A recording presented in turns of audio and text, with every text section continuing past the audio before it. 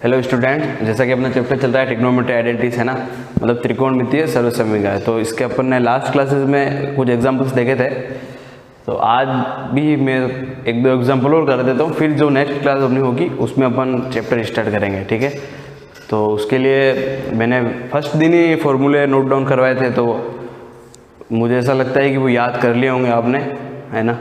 क्योंकि फॉर्मूले याद करना इसलिए ज़रूरी है क्योंकि पूरी चैप्टर ही फॉर्मूला बेस्ड है ना। जब तक फॉर्मूले याद नहीं होंगे तब तक आप इस चैप्टर को सोल्व नहीं कर पाओगे। समझ में आ रही? देखो एक अपन एग्जांपल सोल्व कर लेते हैं एक बार। एग्जांपल क्या है, कह रहा है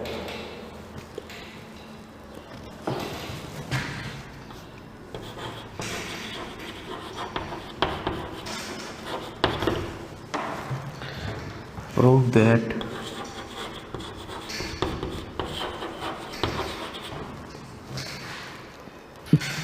cosec a minus 1 upon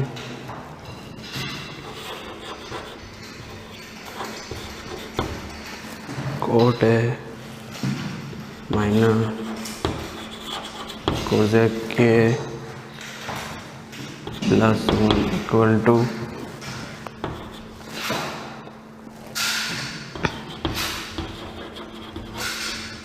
1 plus cos a upon. ठीक है, देखो ये क्वेश्चन है। ठीक है, क्वेश्चन क्या कह रहा है? Prove that cot a plus cosec a minus 1 upon cot a minus cosec a plus 1 equal to 1 plus cos a upon sine है। ठीक है, solution.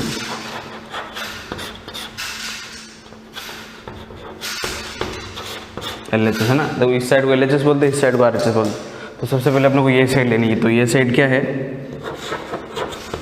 cot a plus cosec a minus 1 upon cot a minus cosec a plus 1। ठीक है, देखो अब कैसे करना है रहा। देखो क्या दे रखा है? cot a plus cosec a minus 1 upon cot a minus cosec a plus 1। ठीक है, देखो कैसे सोल्व करना है। देखो क्या करेंगे, जो ये न्यूमरेटर में दे रखा है कि cot a plus cosec a minus 1, तो अपने को जो नेक्स्ट स्टेप है उसमें अपने को इस 1 की वैल्यू रखनी है। इस 1 की वैल्यू रखनी, तो क्या रखनी है? देखो 1 की value cot a plus cosec a minus 1। देखो 1 क्या होता है?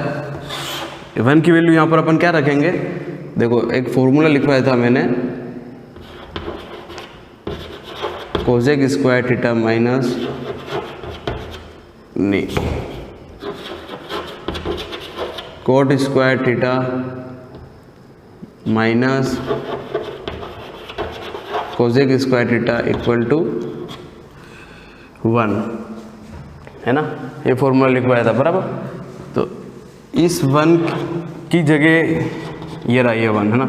इस 1 की जगह अपन क्या फॉर्मूला लिख सकते हैं? cot square theta minus cosec square theta.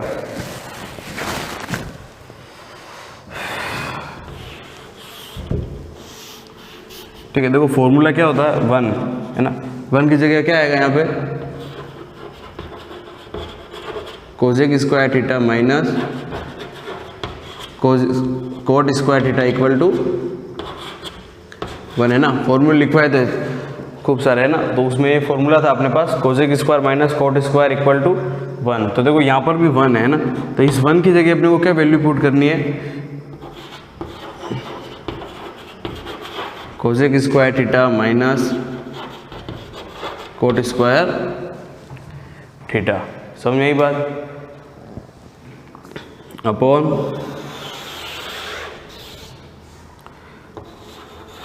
cot a minus cosec a plus 1। ठीक है, देखो क्या किया है? cot a plus cosec a minus cot a plus cosec a minus 1, है ना। 1 की जगह अपन ने cos square minus cosec square minus cot square theta रखा है। ठीक है, रखा इसलिए क्योंकि इस 1 की जगह चाहे आप दूसरा भी रख सकते थे, है ना। दूसरा ही फॉर्मूला था sec square minus tan square equal to 1, है ना। तो वो इसलिए रखा क्योंकि वो यहाँ लग ही नहीं रहा है, समझ मेरी बात। ये इसलिए रखा क्योंकि आगे भी टर्म क्या है, cot a plus cosec a minus cos square minus cosec square minus cot square theta. देखो अब क्या करेंगे अपन, नेक्स्ट स्टेप अपने पास क्या आया, cot a plus cosec a minus cosec square minus cot square upon cot a minus cosec a plus 1। तो अब क्या करेंगे, cot a plus cosec a minus, ठीक है। अब क्या करेंगे, देखो cosec square minus cot square, ठीक है। ये भी किस फॉर्म में है, इस फॉर्म में है ना, a square minus b square. तो जब इस पूरी टर्म को यदि खोला जाए तो क्या बनेगा, a plus b a minus b, right, बनेगा ना। अभी किस फॉर्म में, ये पूरा term a square minus b square की टर्म में, ठीक है। इफ इसको खोल दिया जाए मतलब इस फॉर्मूले को ओपन कर दिया जाए तो ये a plus b a minus b के फॉर्म में बनेगा। कैसे बनेगा, देखो cosec a plus cot a cosec a minus cot a, right. तो कुछ नहीं, क्या है, जो ये था, ये क्या था, cosec square theta minus cot square theta. तो मैंने बताया है कि a square minus b square की फॉर्म में है, राइट। तो a स्क्वायर बी स्क्वायर की फॉर्म में कैसे है, cosec का स्क्वायर यानी a स्क्वायर माइनस का माइनस cot स्क्वायर यानी b स्क्वायर, राइट। तो इसको अपन ने ओपन किया a plus b a minus b. तो क्या किया अपन ने यहाँ पे, cosec a plus cot a cosec a minus cot b upon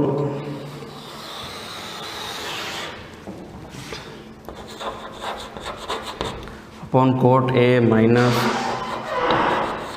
cosec a plus 1, right. देखो अब क्या करेंगे, अब हो गया ये, ठीक है। अब देखो एक तो ये पूरी एक टर्म है, राइट, और ये पूरी एक टर्म है, समझ मेरी बात। दो टर्म पूरी है ना, एक ये माइनस लगा हुआ है, cot a plus cot a plus cosec a minus cosec a plus cot a cosec a minus cot b, ठीक है। अब क्या करेंगे, चलो नीचे अगर नहीं दिखे तो मैं इसको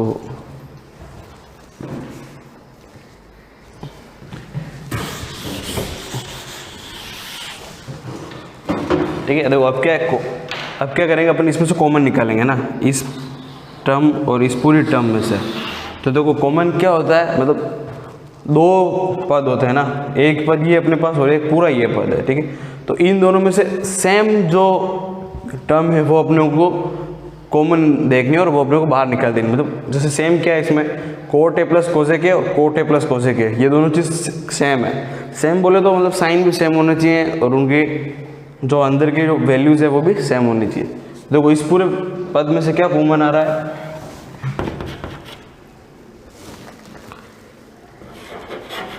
cot a plus cosec a, है ना,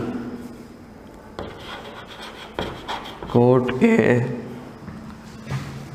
प्लस cosec a, ठीक है। अब अंदर क्या बचा, देखो इसमें से और इस पूरे पद में से ये चीज़ पूरी बाहर आ गई, ये भी बाहर आ गया और ये भी बाहर आ गया।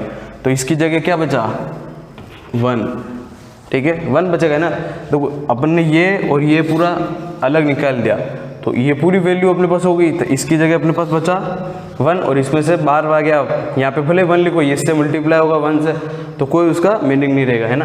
तो यहाँ पर बचा 1 प्लस अंदर क्या बचा, 1 माइनस, है ना, ये 1 इसकी जगह 1 रखा, माइनस ये पूरा टर्म बाहर आ गया। अंदर क्या बचा, cosec theta plus cot theta. सब मेरी बात, देखो यहाँ पर माइनस था, है ना, तो माइनस चेंज हो जाएगा क्योंकि बाहर माइनस था, जब ये ब्रैकेट ओपन होगा तो अंदर लोगो क्या हो जाएगा, प्लस हो जाएगा, ठीक है। अपॉन में चल ही रहा है, कोट ए माइनस कोजे के प्लस 1, ठीक है। देखो अब यहाँ पर सेम चीज़ लग रही है, सेम चीज़ क्या लग रही है, 1 माइनस कोजे के plus cot theta upon cot theta minus cosec plus 1। देखो यहाँ दोनों सेम है टर्म, सेम। देखो प्लस का 1 माइनस का कोजेक और प्लस का कोट थीटा, तो ये पूरी वैल्यू क्या हो जाएगी, उड़ जाएगी। तो अपने पास क्या बचेगा, कोट ए प्लस कोजेक ए बचेगा, बराबर। तो देखो कोट ए प्लस कोजेक ए है, तो कोट ए को अपन क्या लिख सकते हैं, कोस A upon sine A plus Kozak को अपन क्या लिख सकते हैं, 1 अपॉन साइन थीटा।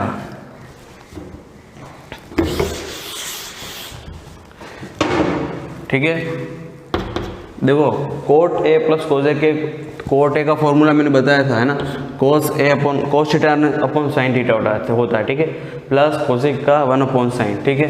तो वो इन दोनों का अगर एलसीएम ले लिया जाए तो क्या आएगा, साइन थीटा, है ना। साइन को साइन से डिवाइड करो, 1 का मल्टीप्लाई कोस थीटा प्लस 1 का 1, तो इसको सही अरेंज कर दो, 1 plus cos theta upon sine theta, sine A है ना, ये यहाँ पे टर्म, कोई फर्क नहीं पड़ता उससे वैसे भी, ठीक है। तो ये क्या आ गया अपने पास, RHS LHS अपॉन, ठीक है। देखो सवाल थोड़ा सा अच्छा है, समझने लायक है ना। देखो क्या किया, फिर से समझ लो एक बार। सबसे पहले इक्वेशन थी cot a upon plus cosec a minus 1 upon cot a minus cosec plus 1 equal to 1 plus cos theta upon sine theta, ठीक है। तो अपन ने क्या किया, LHS लिया सबसे पहले, है ना। LHS क्या था, coat A plus cosec a minus 1 upon cot a minus Kozak A plus 1। तो अपन ने सबसे पहले क्या किया, इस 1 की वैल्यू रखी, है ना। 1 की वैल्यू क्या रखी, Kozak square theta minus cot square theta, formula था, बराबर ये, इसलिए अपन ने 1 की वैल्यू रखी। और 1 का दूसरी भी वैल्यू होती है ना, sec square minus tan square का भी फॉर्मूला होता है, लेकिन वो इसलिए नहीं रखा क्योंकि वो यहाँ पर लग नहीं रहा, है ना। सेल्फ कॉमन सेंस का यूज़ करना है बराबर समय समय पर, है ना। Upon cot a minus Kozak A plus 1। फिर अपन ने क्या किया, एक जो Kozak square minus cot square है, इसको अपन ने ए स्क्वायर माइनस बी स्क्वायर के फॉर्मूले से ओपन कर दिया, है ना। ओपन करने पर क्या हुआ, कोजेक ए प्लस कोट है, कोजेक ए माइनस कोट है, राइट। आगे का टर्म वैसी की वैसी। फिर अपन ने क्या किया, इसमें से और इस पूरे में से कॉमन निकाला, है ना। देखो कॉमन निकालना तुमको आता ही होगा, है ना। 10th क्लास में अब आ गए तो कॉमन निकालना आता ही होगा, ठीक है। तो कॉमन क्या आया, coat A plus cosec A bracket 1 इसलिए आया क्योंकि ये पूरा टर्म अपन ने बाहर निकाल ली, इसलिए यहाँ पर 1 आया। माइनस कोजेक ए प्लस कोट है, देखो यहाँ पर माइनस था और यहाँ पर प्लस हुआ। प्लस इसलिए हुआ क्योंकि ये माइनस लगा, तो माइनस लगने से क्या होता है, अंदर के जो साइन होते हैं वो चेंज हो जाते हैं, ठीक है, इसलिए प्लस किया। तो देखो cot a minus Kozak A plus 1, ये पूरी टर्म सेम है, प्लस का 1 माइनस का कोजेक प्लस का कोट, तो पूरे से पूरा उड़ गया, बच्चा क्या, कोट ए प्लस कोजेक ए, ठीक है। तो कोट ए को अपन कैसे लिख सकते हैं, कोस ए अपॉन साइन ए, क्यों लिख सकते हैं, क्योंकि कोट का फॉर्मूला ये है, प्लस का प्लस कोजेक का 1 अपॉन साइन। फिर अपन ने क्या किया, एलसीएम ले लिया, एलसीएम क्या आया, साइन थीटा, है ना, साइन थीटा। तो कोस ए प्लस 1 अपॉन साइन है, तो अपन ने इसको फिर से रीअरेंज कर दिया, 1 प्लस कोस अपॉन साइन है। तो देखो अपने को ये प्रूव करना था, ठीक है। तो LHS upon equal to RHS, this is a proved. समझ में आ गई बात। तो देखो ये ऐसे होंगे सवाल, है ना। देखो हर इसमें जो ये जो चैप्टर है, सारे सवाल अलग अलग है ना, एक भी सवाल सेम नहीं है, ठीक है। तो हर सवाल में अपने को अपना सेल्फ कॉमन सेंस यूज़ करना है और करके क्वेश्चन सॉल्व करने हैं। समझ में आ गया। देखो 4-5 एग्जाम्पल मैंने करवा दिए, है ना। यदि आपको लगता है कि आगे के एग्जाम्पल मैं कर सकता हूँ या कर सकती हूँ, तो सेल्फ सॉल्व करें तो ज़्यादा बेटर रहेगा, है ना। प्रैक्टिस मांगेगा ये, ऐसे देख के लग रहा है हो जाएगा, लेकिन नहीं होगा। जितनी ज़्यादा प्रैक्टिस करोगे उतना ज़्यादा आपके लिए बेटर रहेगा। समझ में आएगी। देखो ये एग्जाम्पल हो गए, अब जो भी नेक्स्ट क्लास होगी उसमें चैप्टर अपन स्टार्ट करेंगे ना, चैप्टर 7.1। समझ में आएगी बात। Thank you.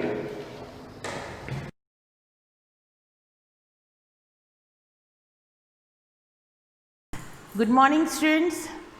हम लेसन 6 पढ़ रहे थे, what is a miss with us. हमसे क्या गलती हो रही है या हम क्या गलती कर रहे हैं। हम हमारे कंट्री की कुछ डेवलपमेंट के बारे में बात कर रहे थे कि ऑल ओवर द वर्ल्ड अगर ये एक रिसर्च किया जाए तो इंटेलेक्चुअली इंडिया के जो जनरेशन है वो ज़्यादा टैलेंटेड है, ज़्यादा इंटेलिजेंट है, फिर भी इंडिया डेवलप्ड कंट्रीज़ की लाइन से थोड़ा सा नीचे है। अभी भी इंडिया को काफ़ी सारी चीज़ों पे दूसरी डेवलप्ड कंट्री पे डिपेंड होना पड़ता है, या कह सकते हैं एक तरह से हेल्प लेनी पड़ती है। तो कुछ पॉइंट्स राइटर ने बताए थे, उन पॉइंट्स में था सोशल बिहेवियर। सोशल बिहेवियर में हमने पढ़ा था कि कैसा बिहेव होना चाहिए सोशली हमारा, कि हम दूसरों के बारे में नहीं सोचते हैं और हम सिर्फ अपने बारे में ही सोचते हैं। तो इस तरह के कुछ पॉइंट सोशल बिहेवियर में थे, जैसे नॉइज़ पॉल्यूशन था और ट्रैवल बाय पब्लिक ट्रांसपोर्ट था, ट्रैफिक सेंस था। इन सब में हमने नॉइज़ पॉल्यूशन में पढ़ लिया था हमने कि किस तरह से हम लाउड स्पीकर्स वगैरह बजाते हैं जिससे दूसरे आस पड़ोस के लोग डिस्टर्ब होते हैं। ट्रैवल बाय पब्लिक ट्रांसपोर्ट में हम लोगों ने पढ़ा था कि जो ट्रांसपोर्टेशन पब्लिक के लिए गवर्नमेंट ने लगा रखा है उसका हम किस तरह से मिसयूज़ करते हैं। देन ट्रैफिक सेंस कि ट्रैफिक के कुछ रूल्स हैं लेकिन हम अपनी सुविधा के हिसाब से उनको यूज़ करते हैं, अदरवाइज़ हम उनको इग्नोर करते हैं। तो ये बहुत सारी चीज़ें थी, ये छोटी छोटी चीज़ें मिलकर ही, क्योंकि देखिए दूसरी कंट्रीज़ का ये प्लस पॉइंट रहा हुआ है कि जो वहाँ के सिटीजन होते हैं वो उस अपनी पर्टिकुलर कंट्री के बारे में पहले सोचते हैं। अपना फ़ायदा तो देखते ही हैं लेकिन फिर भी अपनी कंट्री के बारे में ज़रूर सोचते हैं, और वहीं पर हम उस चीज़ को इग्नोर करते हैं। ये हमारा माइनस पॉइंट है। अब जैसे मैंने एग्जांपल दिया था दुबई जैसी सिटी का। अब दुबई जैसी सिटी के जब हम उसकी बात करते हैं तो सबसे पहला जो उसका पॉइंट आता है, प्लस पॉइंट, वो है कि सबसे क्लीन सिटीज़ में दुबई माना जाता है। मतलब हम कह सकते हैं कि वहाँ की सड़कों पर आपको पिंच पर भी डस्ट नहीं दिखेगी, कचरा नहीं दिखेगा। क्यों? क्योंकि वहाँ के कुछ रूल्स हैं जिसको वहाँ के सिटीज़न फॉलो करते हैं, और उसको अगर आप इग्नोर करेंगे तो वो सिटी भी इतनी सुंदर नहीं दिखेगी। तो यही चीज़, वही रूल्स हमारे यहाँ पे भी लागू होते हैं लेकिन फिर भी हम उनको इग्नोर करते हुए चलते हैं। जैसे मैंने आपको एक कचरे की गाड़ी का भी एग्जाम्पल दिया था कि जो गाड़ी आती है वो हमारे घर तक आती है, फिर भी हम हर गली नुक्कड़ के कॉर्नर पे हम देख सकते हैं कि या ड्रेन्स में देख सकते हैं, नालियों में देख सकते हैं, बहुत सारा कचरा हमें देखने को मिल जाएगा। तो हम बहुत सारे ऐसे छोटे छोटे रूल्स हैं जिनको इग्नोर कर रहे हैं और अपनी कंट्री को आगे बढ़ने से रोक रहे हैं। हम अपने अंदर की उलझनों में उलझे हुए हैं। तो आज हम नया जो सोशल बिहेवियर में पढ़ने जा रहे हैं वो है इंक्रोचमेंट। इंक्रोचमेंट मैंने लास्ट टाइम बताया था, अतिक्रमण को कहते हैं। अतिक्रमण मतलब कहीं पर एक्स्ट्रा अपनी तरफ से कब्जा करना पब्लिक प्रॉपर्टी पे।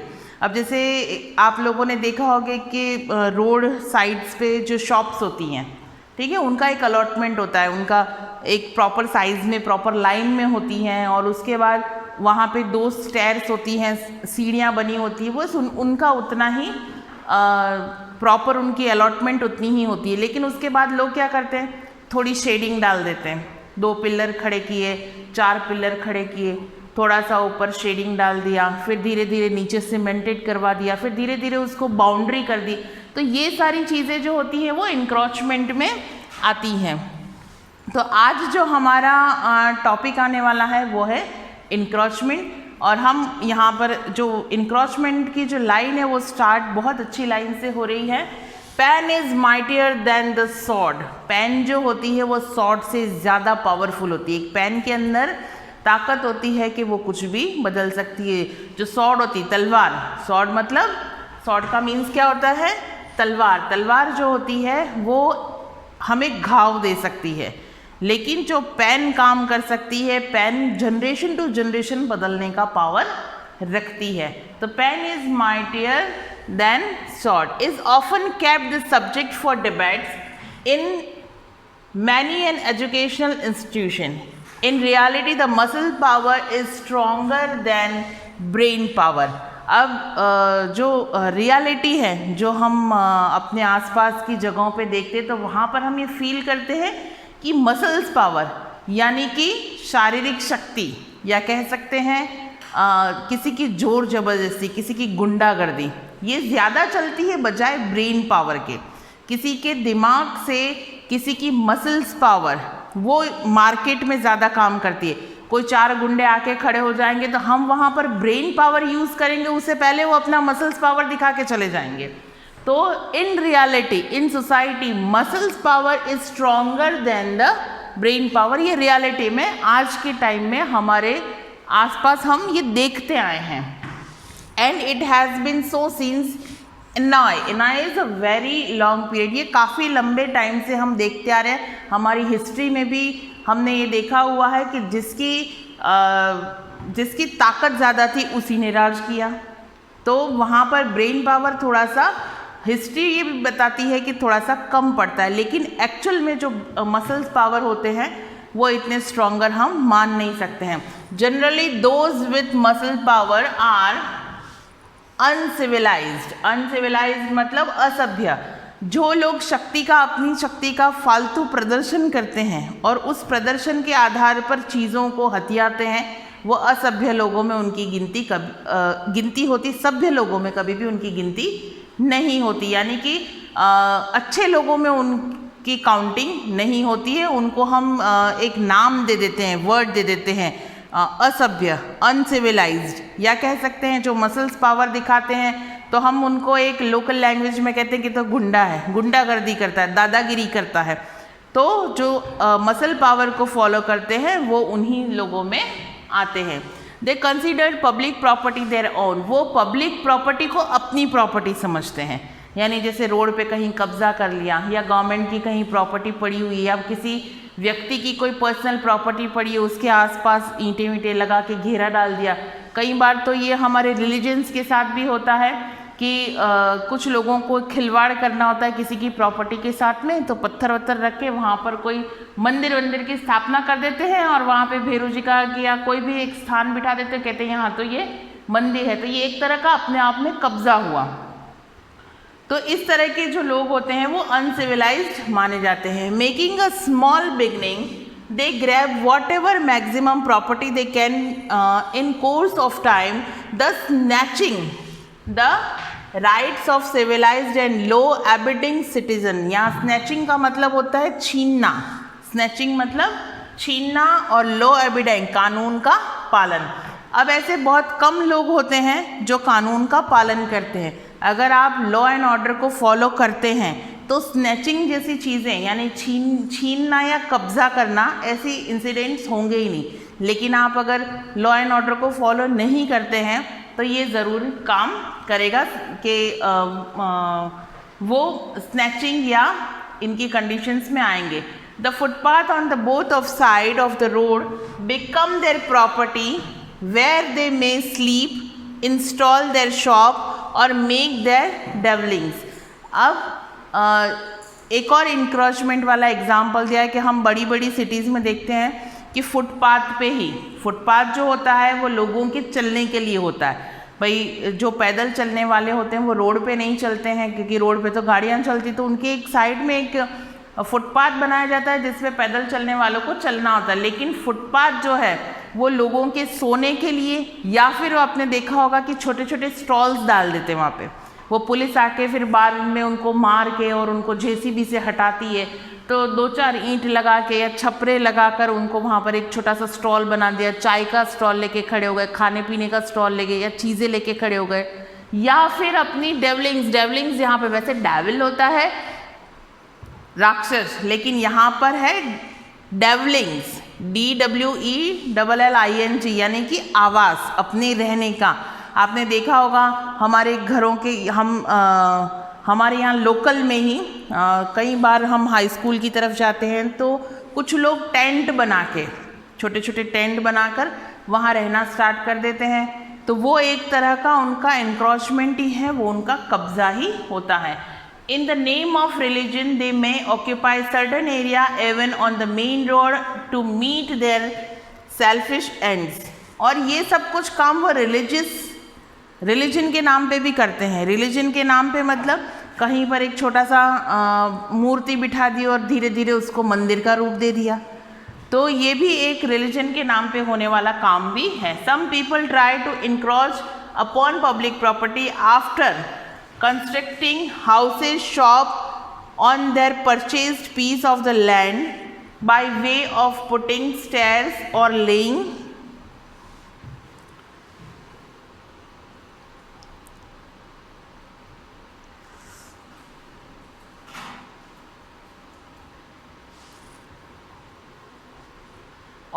garden or making sitting arrangement outside their marked boundary।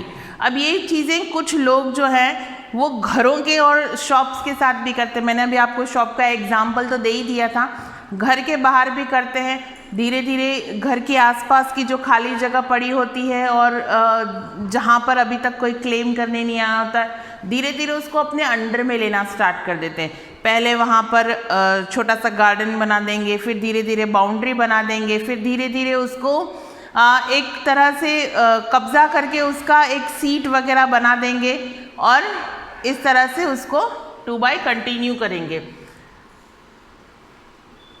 Who is there to check and draft their designs? वहाँ पर कौन रोज़ रोज़ बैठा है उनके चेक करने के लिए कि कौन कितनी चीज़ें कर रहा है। और जब इस तरह की चेकिंग होती है तो जो गवर्नमेंट है वो अपने ऑथराइज पर्सन्स को भेजती है और वहाँ का जो भी चीज़ें होती है वो हटा दी जाती है, जेसीबी वगैरह से। कभी कभी तो लोग कंस्ट्रक्शन करके वन रूम भी वहाँ पर खड़े कर देते। A small beginning men untreated grow a big menace to all order except to those doing so. अब अनडेटेड, यहाँ पर अनट्रीटेड का मतलब है अनचेक, यानी कि कुछ लोग जो है वो उन लोगों की चीज़ें चेक नहीं होती हैं कि हाँ, और फिर जब सालों बाद चेकिंग होती है तो वहाँ से वो कहते हैं हम तो सालों से यहीं रह रहे हैं और अपना कब्ज़ा वहाँ पर साबित करने की कोशिश करते हैं। तो ये था एक इंक्रोचमेंट का एक छोटा सा एग्जाम्पल जो राइटर कहना चाह रहा है कि किस तरह हम अपनी इस तरह की हरकतें करके या इस तरह के कब्जे करके या इंक्रोचमेंट करके हम किस तरह अपने ही कंट्री का और अपना ही नुकसान करते आ रहे हैं। अब नेक्स्ट पॉइंट है क्लीन लाइननेस। क्लीन लाइननेस ये बहुत कॉमन टॉपिक है, मुझे इस पे मैं जितना भी बोलूँ कम है और आप जितना सुने उतना कम है। क्लीन लाइननेस सफाई, और ये जब से मोदी सरकार आई है तब से सफाई का कार्यक्रम जो है वो बहुत ज़्यादा चलता आ रहा है। हम घरों के आसपास भी डस्टबिन वगैरह रखवा दे गए हैं, बड़े बड़े जो नगर पालिका है, म्यूनसिपल कॉरपोरेशन रखवाती है, गाड़ियाँ चालू कर दी है। फिर भी कुछ ऐसे पर्सन्स हैं जो इन सब चीज़ों को अवॉइड करते हुए चलते हैं। अवॉइड इन सेंस कि ये सब कुछ होते हुए भी वो लोग उन चीज़ों का यूज़ नहीं करते, इग्नोर करते हैं, गंदगी करते हैं। तो यहाँ पर क्लीन लाइननेस सबसे फर्स्ट टॉपिक होना चाहिए सोशल बिहेवियर का। आपका घर अगर साफ़ है तो आपके घर की आसपास की जगहें भी साफ होनी बहुत ज़रूरी है। Yes, cleanliness is the next godliness. ये जहाँ सफाई होती है वहीं पर भक्ति भी होती है। कहते हैं ना, हम दिवाली की सफाई करते हैं कि भाई घर साफ कर दे, लक्ष्मी का वास कहाँ होता है? जहाँ पर सफाई होती है। तो cleanliness is next to godliness that seem to remain obsolete adages now. अब ये काफ़ी प्रचलित सा भी हो गया है कि यहाँ पे ऑब्सोलेट का मतलब है अप्रचलित। That seem to remain in एक तरह से एक प्रथा सी बन गई है कि घर साफ होना चाहिए। हम बड़े बड़े तीज त्यौहार होते हैं, देखते होंगे आप अपने घरों में कि किस तरह मम्मी जो है घर वगैरह साफ करती है और ये कहती है कि आपको भी सफाई रखनी है। सफाई जो है बच्चे को छोटे से ही सिखाई जाती है, छोटी छोटी चीज़ों से ही करना सिखाया जाता है। जो बच्चा इस चीज़ को सीख जाता है वो अपने आसपास की जगहों को भी साफ रखना सीख जाता है। आज इस क्लास में हम इतना ही पढ़ेंगे। क्लीन लाइननेस को हम पूरा नेक्स्ट अपनी क्लास में कंटिन्यू करेंगे। आप इसको पढ़ें और जो भी हार्ड वर्ड्स अगर नहीं आते हैं तो एक बार डिक्शनरी में भी फिर से मेंशन कर लें। Thank you.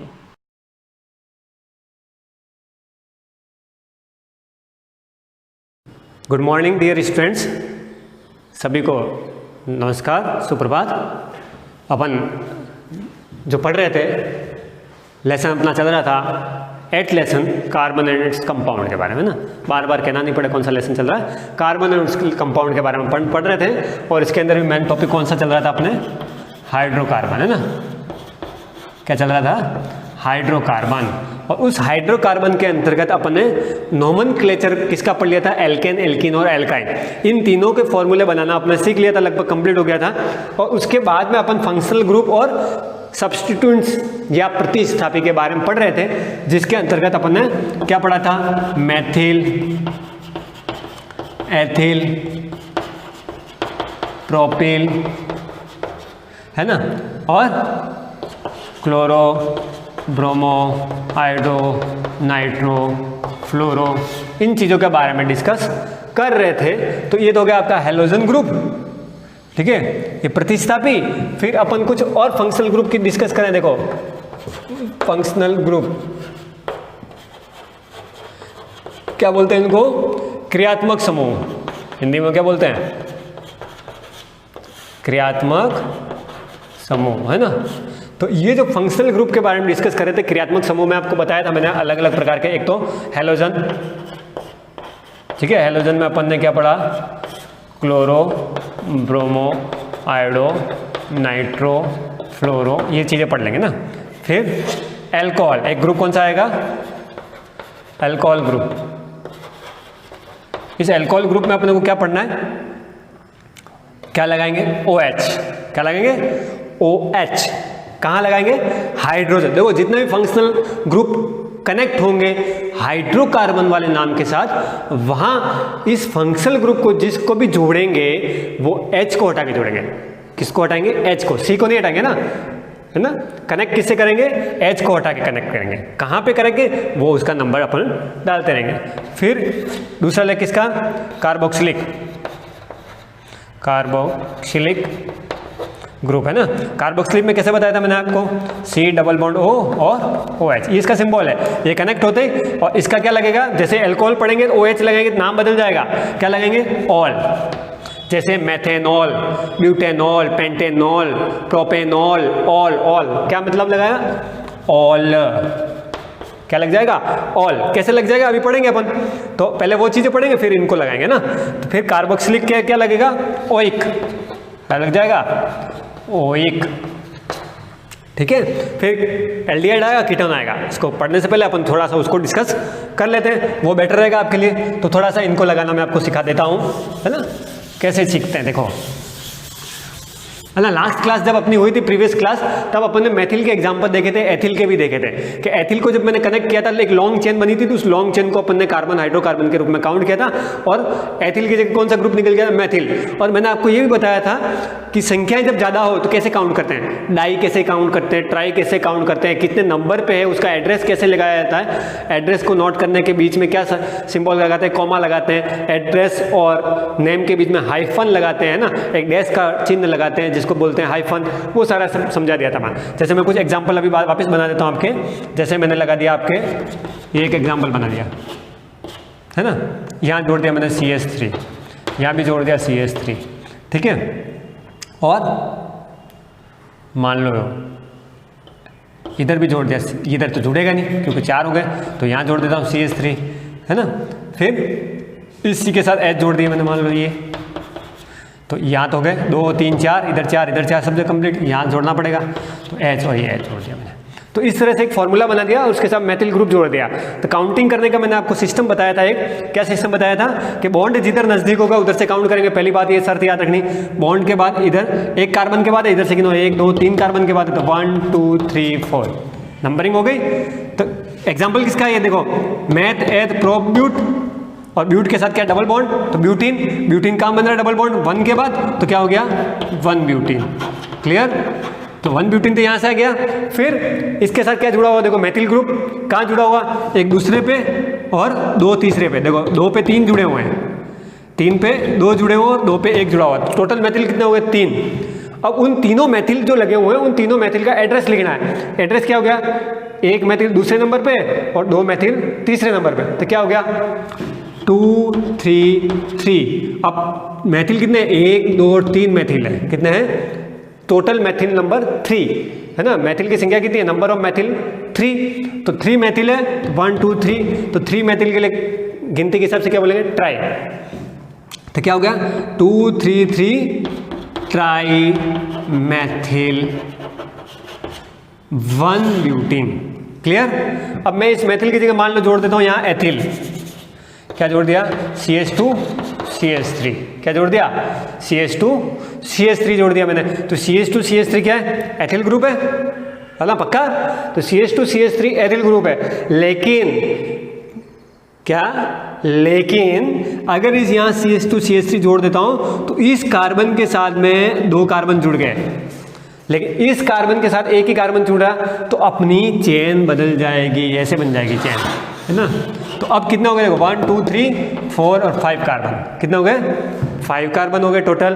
तो ये ब्यूटीन ना रह के क्या बन गया पेंटीन, क्या बन गया फर्स्ट चीज। तो क्या करेक्शन हुआ कि वो ब्यूटीन नहीं रहा, क्या बन गया पेंटीन, क्योंकि 5 कार्बन आ गए और 1 पे डबल बॉन्ड है तो 1 ब्यूटीन 1 पेंटीन से यहाँ पे होता तो 2 पेंटीन, यहाँ पे होता तो क्या लिख देते हैं 1 और 2 पे आ जाता, फिर इधर से काउंट करते हैं नज़दीक इधर से। तो नज़दीक वाला चीज़ आपको याद रखना है ना, मेमोरी थोड़ी अच्छी रखनी है। अब यहाँ से काउंट किया अपन ने तो इस तरह से बन गया, लेकिन ये देखो ये वाली चीज़, तो ये एक क्या बन गया CH3 का मैथिल ग्रुप बन गया, क्या बन गया CH3 का मैथिल ग्रुप बन गया। तो क्या बन गया देखो, और किसके साथ है तीसरे के साथ कनेक्ट है, किसके साथ कनेक्ट है तीसरे के साथ कनेक्ट है, तो एक तो दूसरे के साथ हो गया, एक ये भी तीसरे का था ये भी तीसरे के साथ, तो नंबर तो वही बता, और 3 मैथिल है तो यही चीज़ आगे की तो चीज़ चेंज हुई नहीं, लेकिन ब्यूटीन किसमें बदल गया पेंटीन गया। अब ये एथिल ग्रुप नहीं है। अगर यही चीज़ मान लो लॉन्ग चेन में, जैसे एक एग्जांपल अपन और सॉल्व करते हैं, देखिए एक एग्जांपल लिखता हूं मैं, आप क्या एग्जांपल लिख रहा हूं देखना, मैंने एग्जांपल थोड़ा ऐसा लिखा, ठीक है। यहाँ पे मैं क्या जोड़ रहा हूँ CH3 ठीक है, यहाँ जोड़ रहा हूँ CH3, यहाँ जोड़ दिया CH3 ठीक है, और मैंने यहाँ डबल बॉन्ड लगा दिया और इनके साथ 2 और 3 हो गए, ये 4 1 2 3, ये 4 कंप्लीट, ये 5 हो गए ना, तो यहाँ से 1 हटाना पड़ेगा अपने को, यहाँ 5 नहीं करने, यहाँ लगा देता हूँ मैथिल ठीक है, और यहाँ लग गया H, यहाँ H, यहाँ H, यहाँ H, यहाँ H कंप्लीट।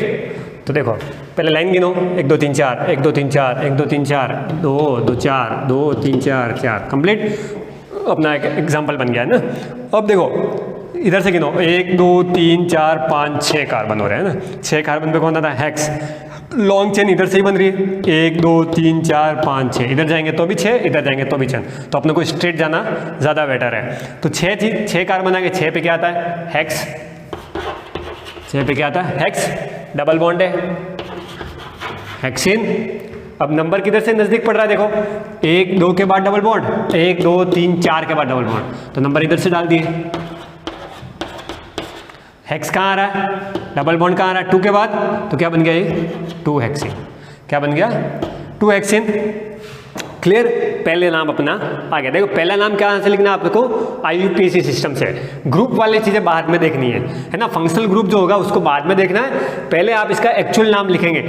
एक्चुअल नाम लिखने का क्या तरीका, पहले कार्बन गिनो बॉन्ड देखो, इससे आपका नाम मिल जाएगा, बॉन्ड का नंबर पे वो डाल दो, करेक्ट नाम मिल जाएगा। अब क्या हो जाएगा अपने पास, मैथिल ग्रुप कहाँ है, कोई एथिल ग्रुप तो नहीं है, ये भी चेक करना है ना। तो अपन क्या करें देखो, 1 और 1 2 तो मैथिल ग्रुप हो गए, मैथिल ग्रुप का नंबर क्या है, एक तो तीसरे पे और एक 5वें पे, ठीक है। मैथिल ग्रुप का नंबर क्या है, एक तीसरे पे और एक 5वें पे, लेकिन एक चौथे पे कौन है, एथिल ग्रुप, CH2 CH3 क्या था आपका एथिल ग्रुप, ठीक है।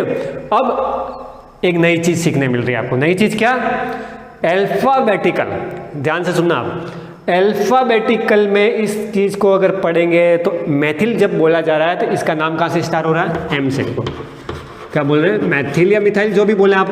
तो मैथिल ग्रुप जो जुड़ रहा है वो कहाँ से स्टार्ट हो रहा है, M से।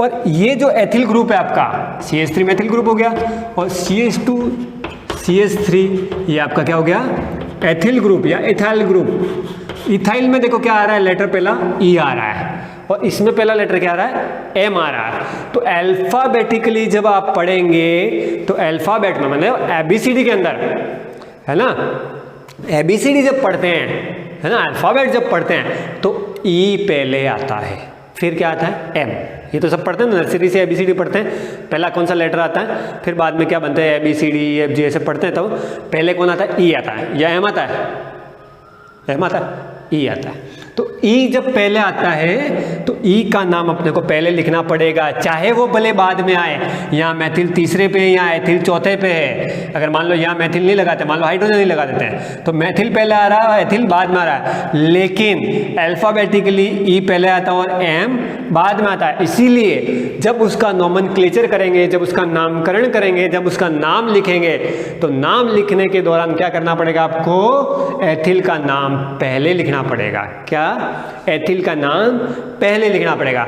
अगर मैं यहाँ ब्यूटिल जोड़ देता हूँ, मान लो है ना, CH2 CH2 CH3 क्या है, प्रोपिल ग्रुप, मैथ एथ प्रोप, तीसरे पे प्रोप आता है तो प्रोपिल ग्रुप हो जाएगा। तो अगर मैं यहाँ प्रोपिल ग्रुप जोड़ देता हूँ तो क्या आ जाएगा, P आता है, तो M के बाद P आता है, वो और ज़्यादा पीछे चला जाएगा। तो क्या मतलब देखना, जैसे मैं यहाँ BR लगा दूँ, जैसे मैंने इस एच को हटाया, एक एग्जांपल ले रहा हूँ, हटा नहीं रहा हूँ, आपको बता रहा हूँ। जैसे मैंने यहाँ BR जोड़ दिया, क्या जोड़ दिया, एच को हटा के BR क्या चीज़ है, ब्रोमो। तो अब ये एथिल है, ये मैथिल है, ये ब्रोमो है, तो अल्फाबेटिकली B और पहले आता है E से, है ना, it is the before from E, है ना। तो B पहले आता है M से और E से, तो ये दूसरे पे हो या चौथे पे, लेकिन लिखेंगे पहले ब्रोमो को ही, भले क्रमांक कोई सा भी हो, है ना। शायद मेरी बात आपको समझ में आ गई होगी, नहीं आएगी तो फिर डिस्कस करेंगे अपन। लेकिन सिस्टम इतना सा है कि आपको अल्फ़ाबेट पे भी ध्यान रखना है, बंद पे भी रखना है, और इसके नंबर्स पे भी ध्यान रखना है ना। थोड़ी कुछ चीज़ें इसके अंदर ज़्यादा हैं, तो आपको थोड़ा सा अपने को कॉन्सेंट्रेट रह के, है ना, माइंड को थोड़ा एक शार्पनेस बना के यहाँ यूज़ में लेना है। सिस्टम समझ में आ गया होगा। तो यहाँ ब्रोमो भी लग गया मान लो, तो अपन इसका पूरा नोमेनक्लेचर कर देते हैं। अब 2 हेक्सिन, तो 2 हेक्सिन की जगह ही है, अब इस पूरे का अपन नाम लिख रहे हैं। तो ये ब्रोमो कहाँ है, देखो 2 पे, तो लिख दिया 2 ब्रोमो, क्या लिख दिया, 2 ब्रोमो। 3 पे मैथिल है, लेकिन उससे पहले 4 पे क्या है, एथिल है, तो 2 ब्रोमो 4 एथाइल, ठीक है, क्या लिख दिया, 2 ब्रोमो 4 एथाइल। अब मैथिल कितने हैं, देखो 1 और 1 2 है, तो एक देख ध्यान से चेक करना है फॉर्मूले को ना, ऐसा नहीं कि मैथिल 1 बचा है, चलो ठीक है, कहीं नहीं, फटाक से नहीं करना अपने को, थोड़ा सा टाइम लगे, लेकिन सीखने के तरीके से अपने को इसको टाइम पूरा देना है और चेक करना है। तो मैथिल कहाँ है, एक यहाँ पे और एक यहाँ पे है, और साथ में इसके टेट्रावेलेंसी यानी 4 लाइनों वाला सिस्टम भी ध्यान रखना है ना।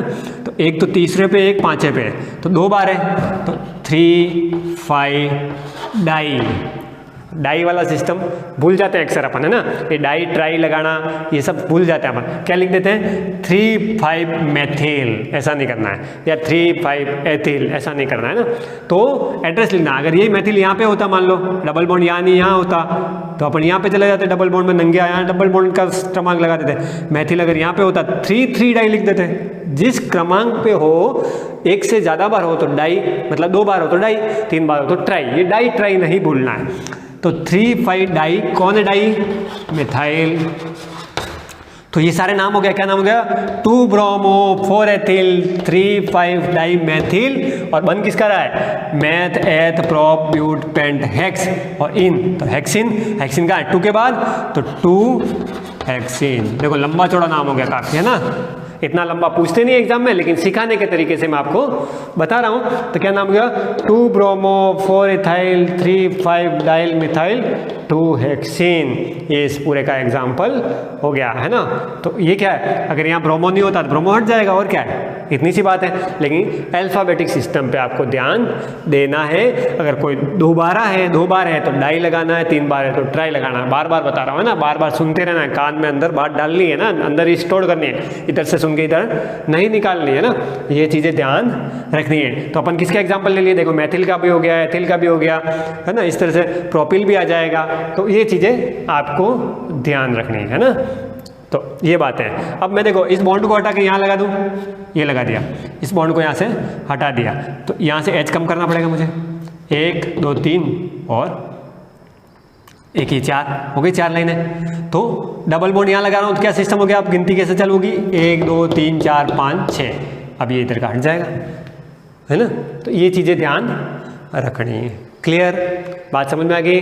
तो ये अपन ने आज एग्जाम्पल पढ़ लिया है, इसके आगे का एग्जाम्पल अपन और बनाएंगे, मैथिल एथिल के भी बनाएंगे, और इधर जो ग्रुप्स लिखे गए क्रियात्मक, इनके भी अपन ग्रुप को और बढ़ेंगे। जब भी अपनी आगे की क्लास होगी अपन इसके अलावा इन चीज़ों को क्लास में डिस्कस कर लेंगे। कुछ एग्जाम्पल्स इसके भी बना के बताऊंगा अभी मैं, अगली क्लास जब भी होगी आपकी, तो इन एग्जाम्पल्स को भी अपन बनाएंगे।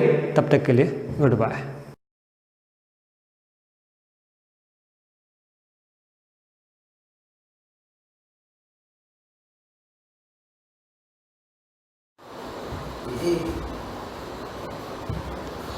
Good morning, students.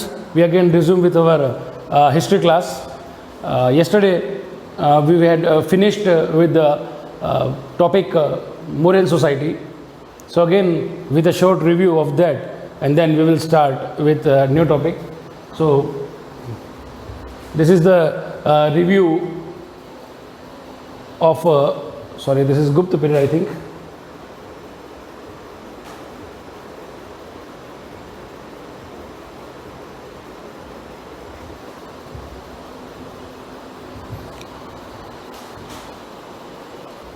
So for that a short review, let's again revise the yesterday's topic. It was Mauryan society. Now Mauryan society has been described by 2 persons, as you remember. First one was Kautilya, and it is mentioned, the society has been mentioned in his book Arthashastra, and second one is described by Megasthenes, the Greek ambassador, and he has described Mauryan society in his book Indica. And as you know that Kautilya has regarded Varnashram system on the basis of social organization. Apart from that 4 Varnas, he has also described some other subcastes like Nishad, Pars, Uratkar, caste, Vedic, Shud, Chandal, etc. And Megasthenes has divided Indian society into basically 7 castes into his book Indica.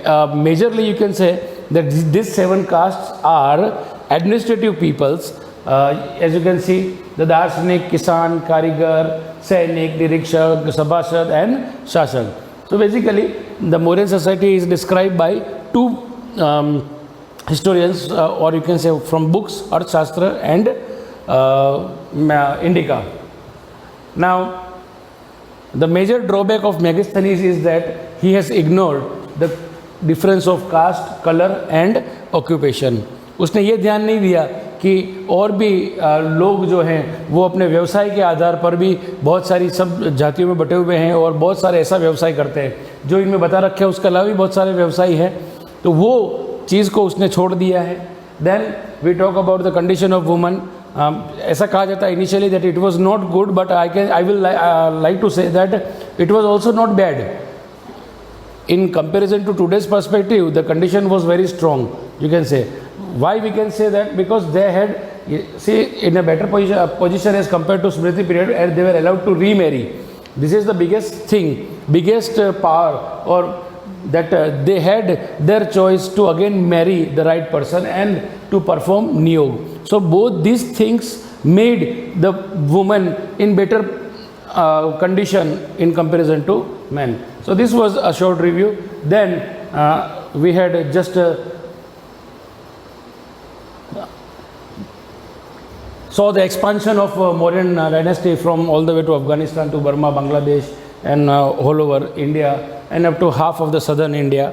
So these were, and then there were 5 provinces: Takshila, Ujjaini or Avantika Nagari, then Suvarna Nagari, Toshali, and the head, the main capital was Patliputra.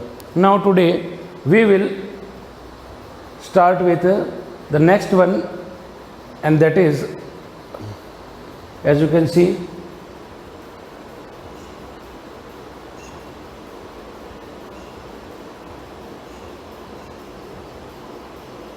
Shung dynasty. Let me zoom in for you this thing.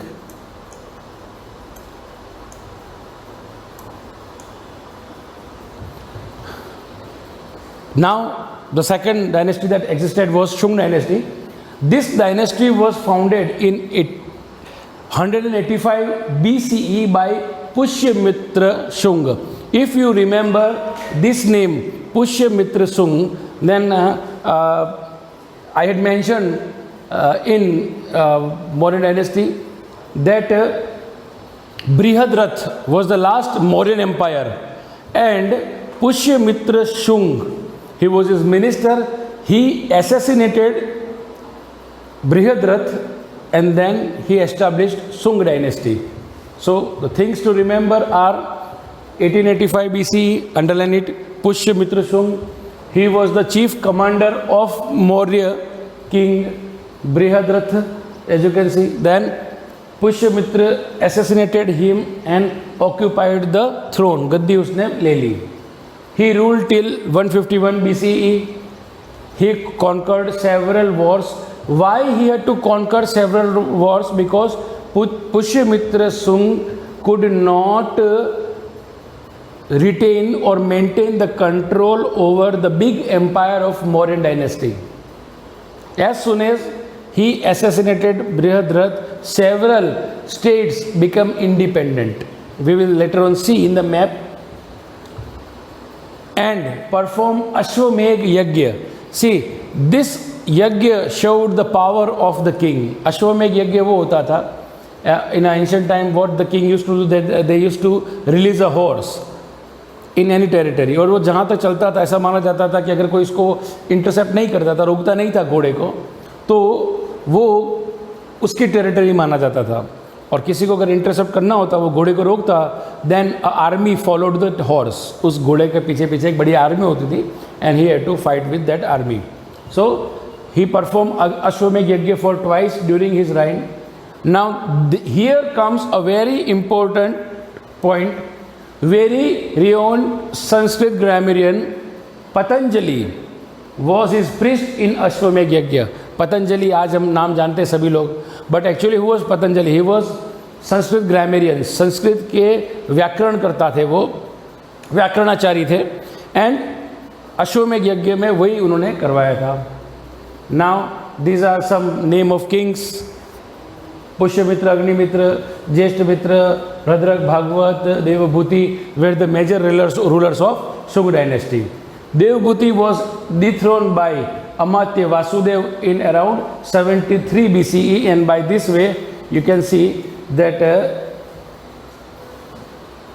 Shung dynasty came to the end, and next one is Satavahan dynasty. Now just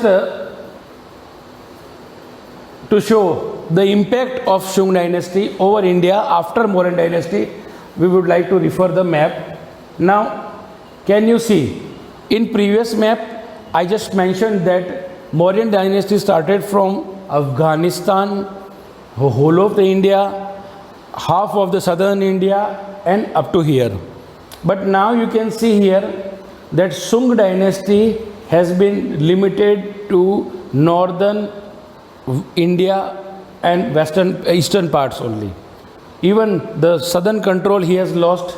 Up to the west, far west, he has lost. There you can see there are pratihars, and the king who were powerful retained their independent region. So we can say that the expansion of Mauryan dynasty, when Shung dynasty came into existence, at that time Shung dynasty could not maintain the vast Mauryan dynasty or power, and his empire, Shung empire, was limited to northern, eastern and some of the western parts of India. So this was Shung dynasty. Next, when we again meet tomorrow, we will start with Satvahan dynasty tomorrow. Until then, again, just compare these maps, try to revise the society of Mauryan society and Shunga dynasty. Okay, so we will resume tomorrow. Till then, take care.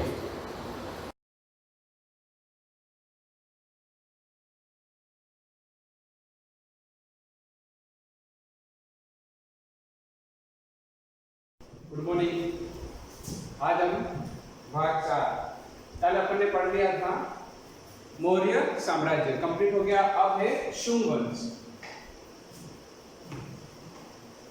इसकी स्थापना 185 ईस्वी पूर्व पुष्यमित्र शुंग ने की थी। मौर्य राजा बृहदत्त का प्रधान सेनापति था। उसने उससे मारकर सिंहासन पर अधिकार कर लिया था। उसने 151 ईस्वी पूर्व तक राज्य किया। उसने कई युद्धों में विजय प्राप्त की और अपने राज्यकाल में 2 बार अश्वमेध यज्ञ करवाया है। ये अंडरलाइन करना। सुप्रसिद्ध संस्कृत वेश्याकरण पंचली अश्वमेध यज्ञ में उसका पुरोहित था। पुष्यमित्र के बाद शुंग वंश में जो प्रमुख राजा हुए हैं, इसमें अंडरलाइन करेंगे अग्निमित्र, ज्येष्ठमित्र, भद्रक, भागवत और देवभूति। देवभूति को उसके अमात्य यानी कि उसके मंत्री वासुदेव ने लगभग 73 ईस्वी पूर्व में सिंहासन से उतार दिया। उसके बाद आए थे सातवाहन। उसके बीच में भी छोटे मोटे राज्यों ने राज किया था, परंतु शुंग वंश का अंत हो गया था। बड़ा राज्य थे सातवाहन वंश। आंध्र, गोदावरी और कृष्णा नदियों की घाटी में सिमुक नामक व्यक्ति ने लगभग 60 ईस्वी पूर्व सातवाहन वंश की नींव डाली। यह राजवंश आंध्र और सातवाहन दोनों नामों से विख्यात थे, जो वर्तमान में आंध्र प्रदेश के नाम से जाना जाता है। सिमुक का राज्यकाल 37 ईस्वी पूर्व तक माना जाता है। उसके उपरांत शातकर्णी प्रथम, अंडरलाइन करेंगे, शातकर्णी प्रथम ने सातवाहन वंश की शक्ति एवं सत्ता का विस्तार किया था। शातकर्णी प्रथम ने अश्वमेध यज्ञ किया, समस्त दक्षिण भारत पर अपनी सार्वभौमिक सत्ता स्थापित की थी। पूरे दक्षिण में सातवाहन वंश का शासक था। उसके बाद आया था गुर्जर और आए थे चोल, उसके बाद पांड्य।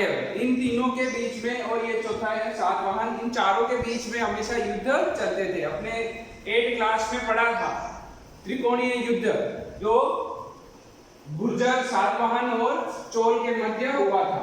उसकी राजधानी, आगे बढ़ेंगे अपन, इनकी राजधानी गोदावरी नदी के तट पर स्थित प्रतिष्ठान आधुनिक पठन नामक नगरी थी। सातकर्णी प्रथम की मृत्यु के बाद शकों के आक्रमण, शक थे जो विदेशी यूनानी की तरफ से युद्ध करने के लिए भारत की तरफ बढ़े थे।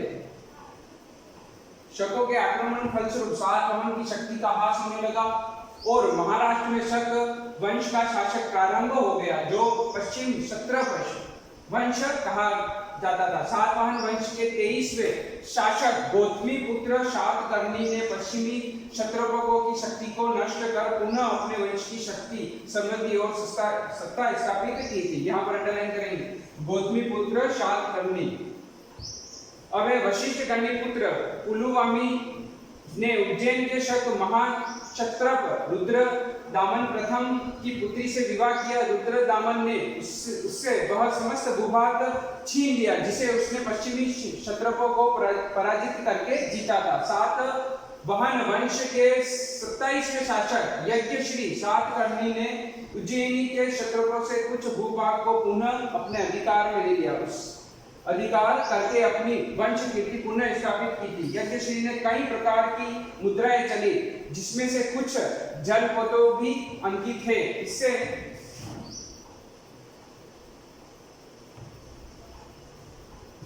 प्रतीत होता है कि उसका साम्राज्य समुद्र तक विस्तृत था। मतलब सातवाहन का शासक, ये जो वर्तमान में भी थाईलैंड, बर्मा, यहाँ तक इनका शासक विस्तृत था। इस वंश के सभी शासक हिंदू धर्म के अनुयायी थे। उन्होंने वैदिक यज्ञों और समाज के वर्णाश्रम व्यवस्था को प्रतिष्ठित किया था। उससे पहले अपन ने पढ़ा था मौर्य साम्राज्य, जिसमें राजा हिंदू थे, परंतु बाद में इन्होंने बौद्ध धर्म को अपना लिया था। उसके शासक काल में वाणिज्य, व्यापार, कृषि और अन्य उद्योगों के विशेष प्रोत्साहन मिला। चांदी, तांबे, शीशे और कांसे की मुद्रा विशेष प्रचलन हुआ। उन्होंने सर्वप्रथम ब्राह्मणों को भूमि अनुदान, अग्रहार, ये अंडरलाइन करेंगे, तो उस समय ईस्वी पूर्व में जो भूमि राजा ब्राह्मणों को जो भूमि दान में देते हैं उसे क्या कहा जाता था? अग्रहार। ये प्रश्न पूछा गया है एग्जाम में, इसको याद नहीं करना है। देने की प्रथा प्रारंभ की। सातवाहन राजाओं ने पश्चिमी दक्कन के अनेक चैत्य विहार बनवाए हैं, जिनमें काले का चैत्य सुप्रसिद्ध है। चैत्य मतलब ये बौद्ध का जो मंदिर होता है उन्हें चैत्य कहा गया है। 40 मीटर लंबा और 50 मीटर ऊंचा ये चैत्य वास्तुकला का अद्भुत उदाहरण है। ये खत्म हो गया अपने शुंग वंश और शातवाहन वंश। अब अपन पढ़ेंगे गुप्त साम्राज्य 275 ईस्वी से लगाकर 550 ईस्वी तक। अपन ने 185 ईस्वी पूर्व पढ़ा था, उसके बाद से लगाकर 275 ईस्वी तक के बीच का जो काल था जिसमें पूरा भारत छोटे छोटे टुकड़ों में बटा हुआ था। उसके बाद गुप्त वंश आने के बाद पूरा भारत, पूरा संपूर्ण भारत एक किया इसने और राज्य स्थापित किया, जो हम अगली क्लास में पढ़ेंगे।